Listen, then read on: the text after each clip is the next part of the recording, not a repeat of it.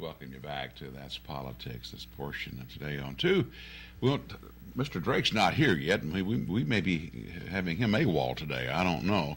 But Tom Burleson and I would like to welcome attorney Ann Searcy-Vaneman, who's a Republican candidate for probate judge. Good morning, Good morning, Ann. thank you. You're the only attorney we've got running for probate judge, I believe. Isn't that correct? Yes, I'm the only attorney on the ballot, yes. Okay. Well, tell us about Ann. Well, I was born in Bessemer. I've lived in Coleman since the 90s, and my family is from here. We have deep roots in the community. My dad was from the Searcy's. They originated down in Johnson's Crossings. And he's always telling us stories about the racetrack that was here, and they used to build race cars and go racing even before he was old enough to drive. And we moved back here in the 90s after I went through a divorce, and I was looking for a place to raise my son. And we looked at all the different neighborhoods, and we moved here to Coleman because it was such a, family-oriented Christian community. Your family originated from Johnson Crossing? Yes. Is that right? Yes. The Searcy's were from Johnson's Crossings. My grandmother was Esther Jones, lived down there.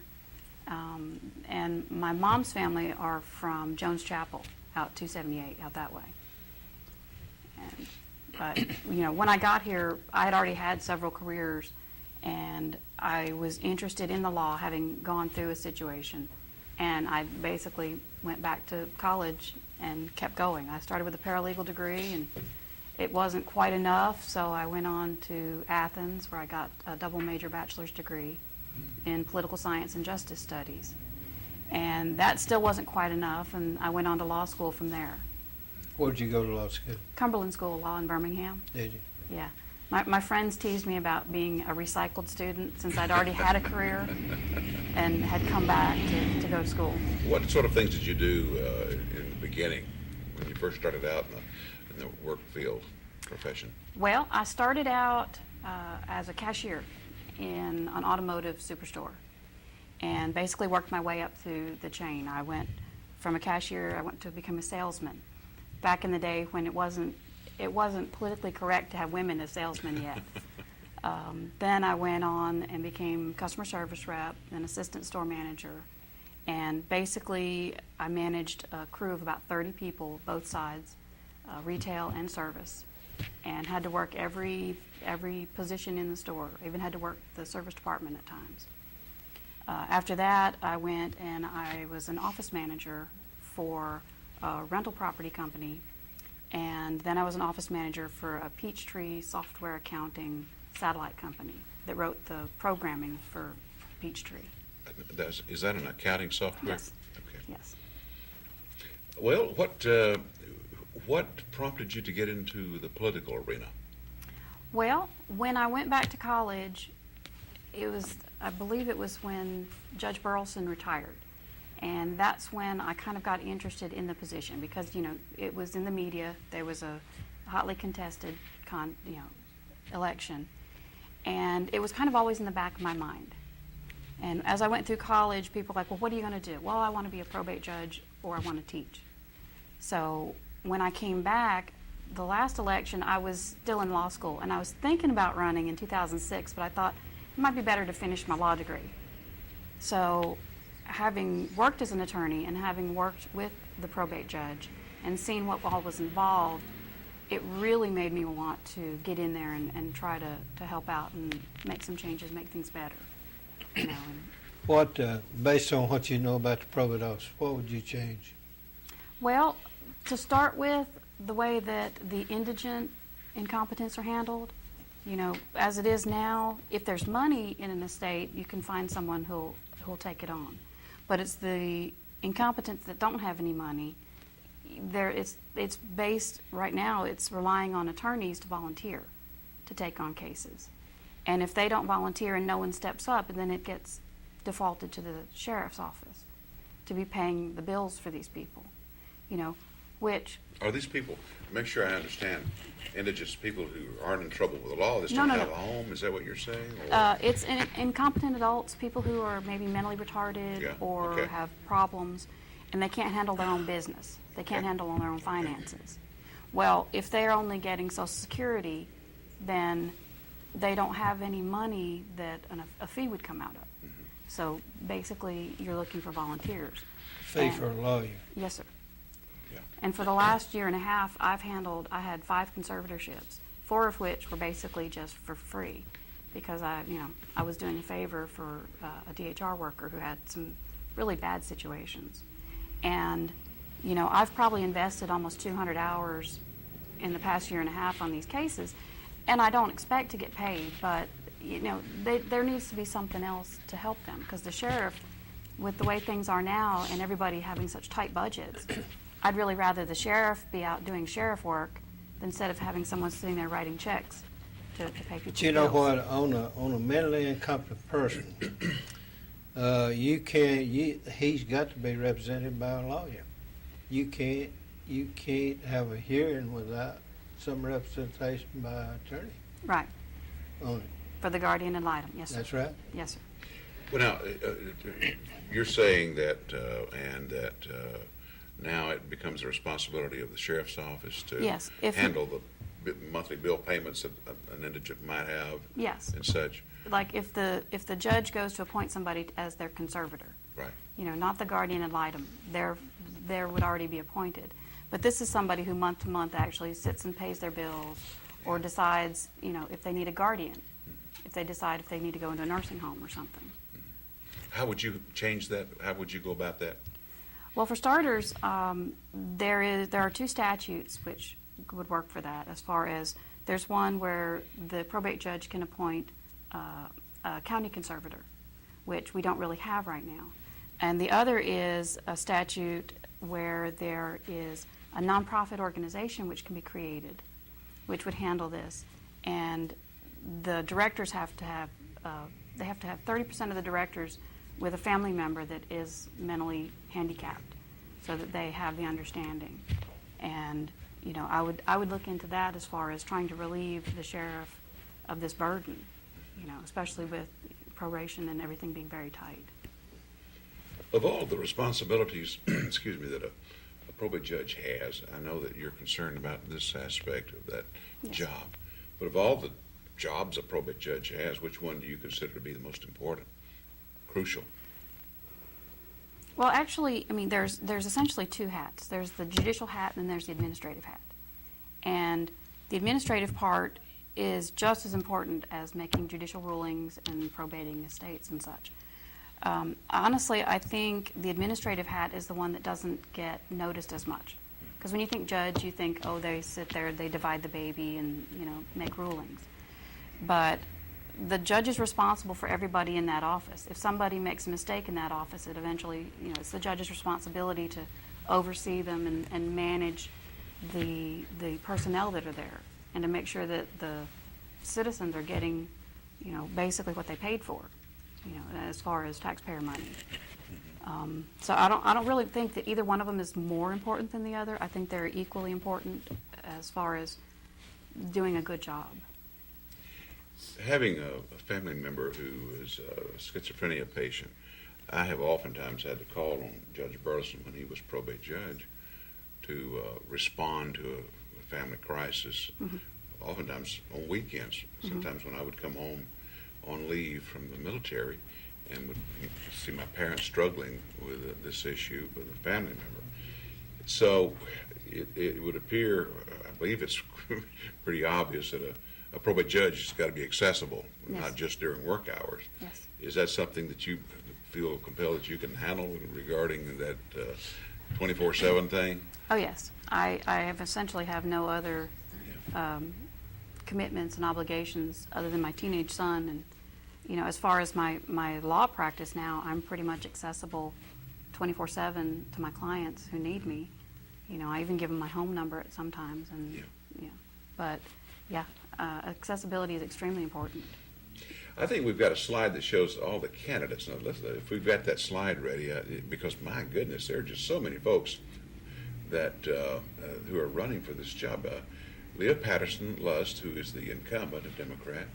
I see Tammy Brown, Philip Hicks, and Searcy-Vaneman, yourself, Candy Thomas, Bridget Reading Warner, all those people. And how would you say that you are different from those other candidates? How would you distinguish yourself from them? Well, the biggest difference is I'm the only candidate in the field that has a law degree. The next closest as far as education has a paralegal degree, which I also have, from Wallace. And then I went and got bachelor's and the law degree.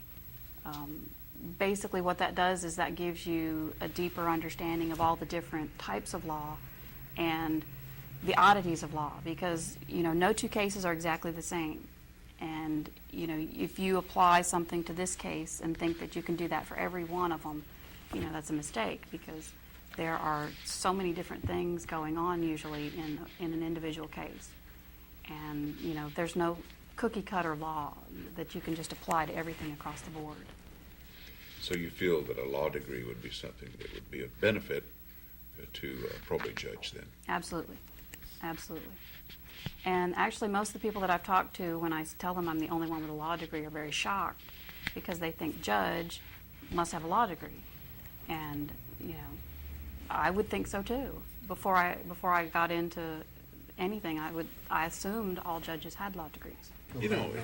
It seems to me a lot of races, and gosh, you may even go as far as the president, it's a popularity contest. The person who appears to be the most confident, friendliest, willing to help, shows an eagerness to do a good job, who's got the background, and has the exposure. You've had an incumbent who's been in office a number of years now. Yes.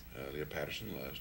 You've had Bridget Reeling-Warner, who ran last time around, and who had a pretty strong base of supporters. So it would seem like it'd be an uphill battle for anyone else who hasn't been able to make those contacts. Are you out working hard, meeting people? Yeah, we're knocking on doors and trying to get small groups together to get the word out there. And we've got a dozen or so people a day that are just constantly walking around, everybody they meet, handing magnets out and saying, "Did you know she's the only candidate with a law degree?" And it's just been amazing. This grassroots movement it's really been amazing every day to hear the number of people that are just coming aboard and saying, well, hey, I'll vote for you because that's what I want for my probate judge. And as far as popularity, it's more of a job interview, really, instead of a popularity contest, because the taxpayers are paying somebody to do this job. And they need to make sure that they're getting the best person in there for their money that will do the job, instead of, maybe not do all of the job. And one thing people don't know is there's actually a bill that's been passed, like in Pickens County, which if they have a probate judge that also has a law degree, they've passed this bill which gives them the authority to handle cases in probate court just like a circuit court judge would. Because now, I'm sure you've had several that had to be removed to circuit court for different decisions. We didn't have many. Well, very few. Right. But in the situations where it does, this bill allows the probate judge to make the rulings and the decisions exactly the same as if they were circuit court judge. And we've been trying to contact our representatives to see if they'd be willing to sponsor this bill, because, if that's the case, then it would be a time-saving and a money-saving issue as far as not having to have something removed to circuit court and not clogging up the circuit court docket. Have everything decided in the same court by the same judge. Let me ask Tom Burleson here. Tom, of all the characteristics and all the traits and qualities of a candidate, what would be, in your opinion, the most important in serving as a probate judge?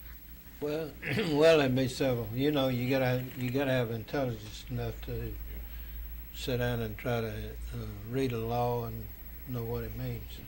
You gotta do that. Another thing, you gotta be compassionate with people. We don't need lawyers. We don't need judges or no office holder that is really crabby to the people that come in. The old people come in. You need to be patient with them. And then, you need to be helpful in all areas of life if you're in the probate office. These things come up, you're not, the law don't say you have to help them, but you need to help them. Mhm. But I don't know, it's just, it's a good job, and you got an opportunity to help people. Yeah. And if you don't do that, you don't need to be in office, and you don't need to be in office if you're not gonna stay in office. Exactly. You need to go to the office. A lot of times we get people elected to offices, and they don't stay in office like they should to represent the people. They get paid to stay there, and that's where they need to go. Exactly. I think. Many times, or any race, the employees of any given office, doesn't matter whether it's probate judge, sheriff, or commissioner, or whatever, will wonder, oh gosh, do I still have a job if this person wins? Right. Do you imagine changes within the staffing of your office, the different positions, if you win, or is that something you're going to just everyone remains in place? Well, I have worked situations where a new manager will come in and want to change everything and ignore what's already been. And that's not how I handle situations. I think the people that are there know their jobs, they know what's best, they know what can be improved, and it's just a matter of working through each position and getting their input on, what can we do better? What would you prefer to do? Is there something that would make this run more efficiently? Because these people have been there, they know the day-to-day in and out nuts and bolts of their positions. Right. And it would be a waste to get rid of them, because that's a wealth of information that you'd just be throwing out the window. And I don't believe that know everything and would just jump in there and say, this is how we're going to do it. No. They're very, very hard decisions to make in the probate office. Yes. A lot of people may not know it, but they do a lot of things, like when you start dealing with adoptions, Yes. you gonna adopt this kid or not? And then in mental cases, all kind of situations in mental cases that arise. And then also occasionally you got cases you're gonna be appealed to the Supreme Court. Right. But lots to consider. Well, Ann, thank you so much for coming in today Oh, to you're join welcome. us and talk with us this morning. Been a pleasure. Thank you very You've done a much. good job. Thank you.